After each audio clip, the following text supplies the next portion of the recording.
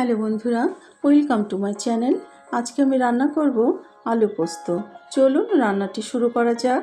প্রথমে আমাদের লাগছে কিউব করে কাটা আলু, নুন, হলুদ সামান্য, একটু শুকনো লঙ্কা গুঁড়ো, চেরা কাঁচা লঙ্কা, শুকনো লঙ্কা, পাঁচফোড়ন, আর লাগছে পোস্ত।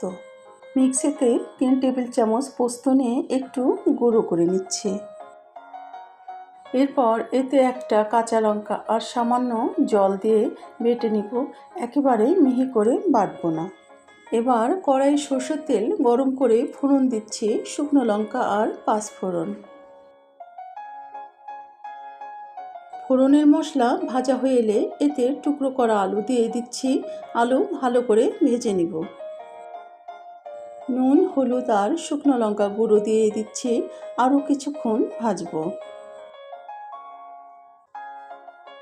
আলু ভালো মতো ভাজা হয়ে গেছে এবং অর্ধেকটা সেদ্ধ হয়ে গেছে। এখন দিচ্ছি পোস্ত বাটা দিয়ে আরও বেশ কিছুক্ষণ ভালো করে ভেজে নিব।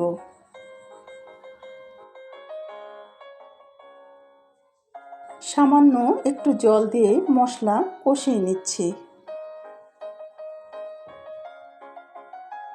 মশলাসহ আলু ভালো মতো ভাজা হয়ে গেছে এবং সুন্দর গন্ধ বের হচ্ছে। এখন পরিমাণ মতো জল দিয়ে নেড়েচেড়ে নিচ্ছি। এখন উপর থেকে চেরা কাঁচা লঙ্কা ছড়িয়ে দিচ্ছি।